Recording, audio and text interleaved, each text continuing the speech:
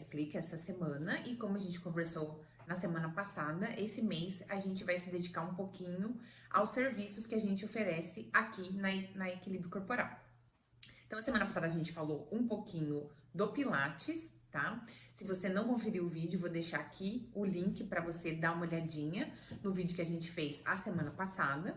E hoje a gente vai falar um pouquinho sobre a fisioterapia, tá bom? Então não vai dar para falar tudo hoje, a gente vai falar um pouquinho mais na próxima semana. Basicamente, eu vou falar um pouquinho sobre as evidências com relação à fisioterapia, né? Para o tratamento dos pacientes que têm alguma disfunção de movimento, algum déficit de equilíbrio, alguma alteração neurológica, cardiovascular, respiratória, que a fisioterapia vai entrar em todas essas áreas, tá bom? Então, basicamente, a gente vai estar aqui mostrando mais um pouquinho dos nossos pilares, né, de prática baseada em evidência, terapeuta e preferências do paciente. E eu vou trazer vários estudos hoje, então não esquece da nossa pirâmide, nós vamos estar lá na pontinha, tá? Com as revisões sistemáticas e o segundo bloquinho, que são os ensaios clínicos, tá bom? A fisioterapia, na verdade, então assim, a fisioterapia melhora a dor? Não, a fisioterapia não melhora a dor, mas as intervenções que a gente usa na fisioterapia, sim, vão melhorar a dor, vão melhorar a flexibilidade, vão diminuir o risco de quedas, vão melhorar a capacidade cardiovascular, respiratória do indivíduo. Então, a fisioterapia, na verdade, é uma profissão. Então, falar que a fisioterapia melhora, isso está errado, tá? Na verdade, são as técnicas, manobras, intervenções que a fisioterapia tem que vão trazer um benefício ou não para o paciente ou para o indivíduo que recebê-la. Então, a gente tem relatos da fisioterapia desde os primórdios, desde a antiguidade. Então, se usava, por exemplo, os banhos, né? A hidroterapia. Então, a hidroterapia é um dos ramos dentro da fisioterapia. A gente usa a água como recurso terapêutico. Então, fisioterapia, porque a gente usa normalmente, né? O movimento como terapia. Então, o exercício terapêutico é o principal instrumento de trabalho do terapeuta. Mas a gente também tem as mãos e os nossos recursos, né? Então, como laser, ultrassom, a hidroterapia, a água quente, o gelo, as mobilizações, né? A eletroestimulação, o choquinho, tudo isso vai estar dentro das intervenções da fisioterapia. Então, além disso, na antiguidade também se utilizava agentes físicos, então o efeito de luz, de sol, do calor, da água, da eletricidade e também a massagem, tá bom? Então, na semana que vem, não esquece que nós vamos falar um pouquinho sobre essa parte de massagem, tá bom? Como profissão, então, ela se estabeleceu em meados, né, lá no século XX, após as duas guerras mundiais. Por quê? Porque das guerras, a gente teve, assim, uma quantidade muito considerável de pessoas, né, com ferimentos ou lesões que necessitavam de reabilitação, tá bom? E aí, então, a fisioterapia, ela surge nesse período pós-guerra para reinserir essas pessoas nas atividades de vida diária e a uma vida ativa novamente. Então, ao retorno dos sobreviventes aos movimentos, a realizar pelo menos as funções e atividades da vida diária. Tá bom? Então, inicialmente, a fisioterapia, ela nasce, né, como algo mais de reabilitação, de cura, mas hoje a gente tem uma vertente muito forte na fisioterapia de prevenção de lesão, principalmente baseado no exercício terapêutico. No Brasil, a prática da fisioterapia começou lá mais ou menos em 1919, mas em 1879 há um primeiro relato na Santa Casa do Rio de Janeiro, tá?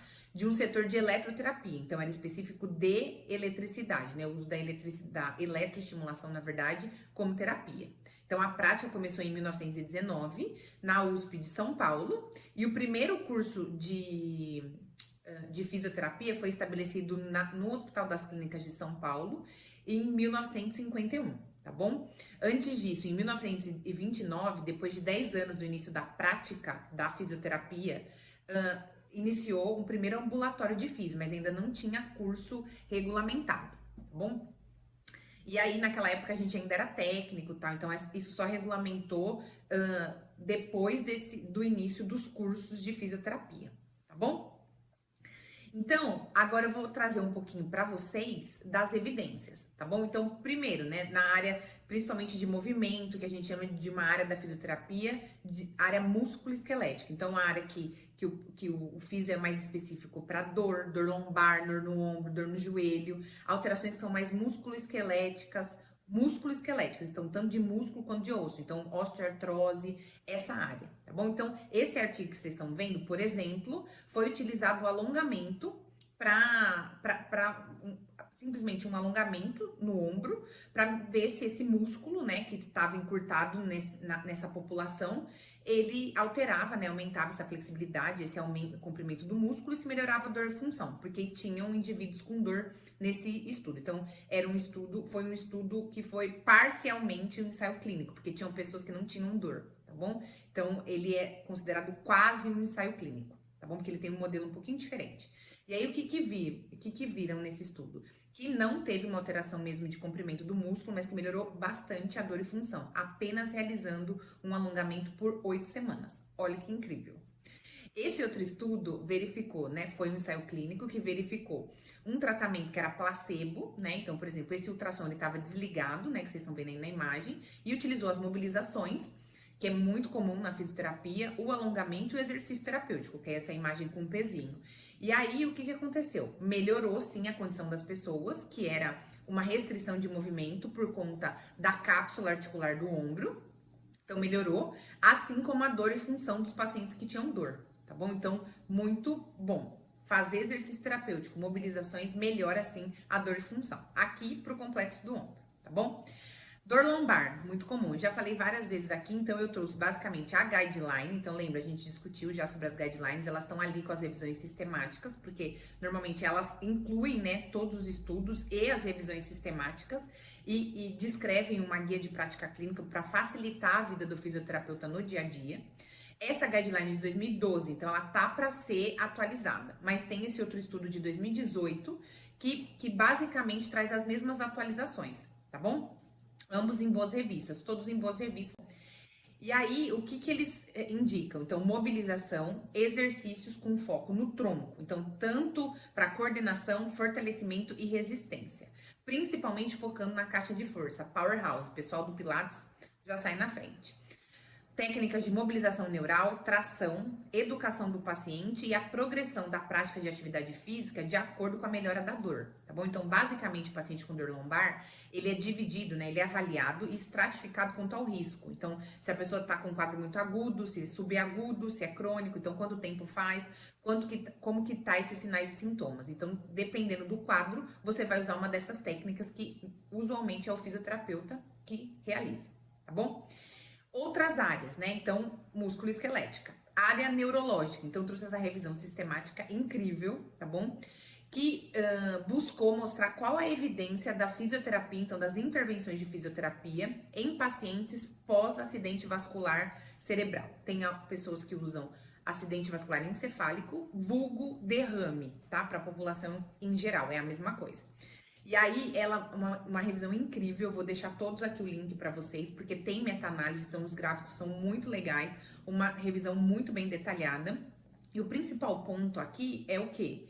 Que ele mostra uma forte evidência para as intervenções de fisioterapia, principalmente com a repetição das tarefas, né, que devem ser orientadas e específicas para as atividades de vida diária. Então, melhora muito a função desses pacientes, que a gente sabe que tem uma limitação, né, das funções e atividades normalmente, mas a prática da fisioterapia vai melhorar muito essa funcionalidade.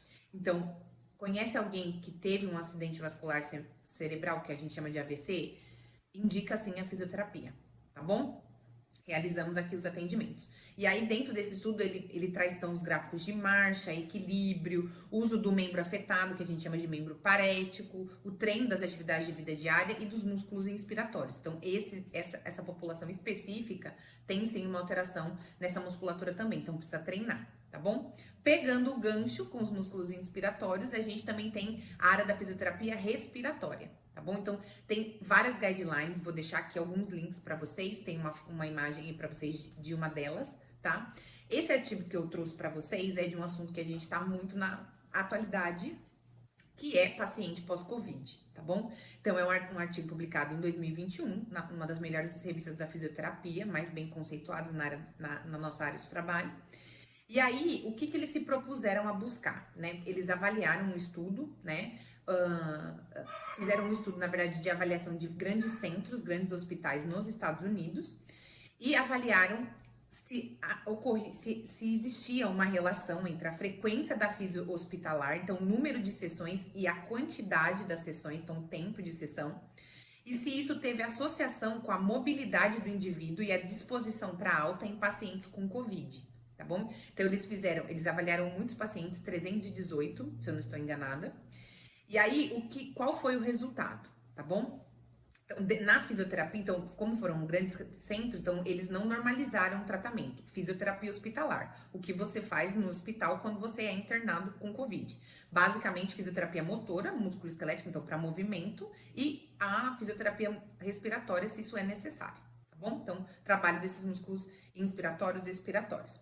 E aí, o que eles viram? Que o maior número de sessões, assim como uma sessão mais prolongada, então, quanto maior o tempo, maior foi a relação com o aumento da mobilidade e a probabilidade de alta dos pacientes pós-Covid, tá bom? Então, quem realizou a fisioterapia teve uma maior chance de ter alta e de ter uma mobilidade mais próxima do que ele tinha antes de ser internado com Covid. Olha que incrível, né? A gente vendo tanto na televisão que as pessoas têm, sim, essa debilidade, né, de movimento depois do Covid. Então, realmente a fisioterapia ela ajuda em muitas áreas, tá bom? Na próxima semana eu venho com mais algumas áreas, tá? Lembrando que aqui na Equicorp, se você não conhece o nosso espaço, eu vou deixar aqui nosso contato, nosso endereço. A gente tem físios, né? Trabalhamos com físios e os profissionais de educação física. A gente vai ter um dia também para falar um pouquinho sobre o treinamento funcional. A semana que vem a gente complementa outras áreas da fisioterapia que a gente também realiza atendimento, principalmente dermatofuncional e saúde da mulher. Vou falar um pouquinho também da parte do idoso. E aí a gente tá aqui esperando você, tá bom? Então se você conhece alguém que tem alguma dessas disfunções que eu acabei falando, principalmente com relação à mobilidade, que teve um AVC, que teve Covid, tá com essa dificuldade da mobilidade das atividades, marca um horário aqui com a gente, tá bom? A gente tá esperando você. O que eu tinha pra falar pra vocês hoje era isso. Eu vejo vocês na semana que vem. Tchau!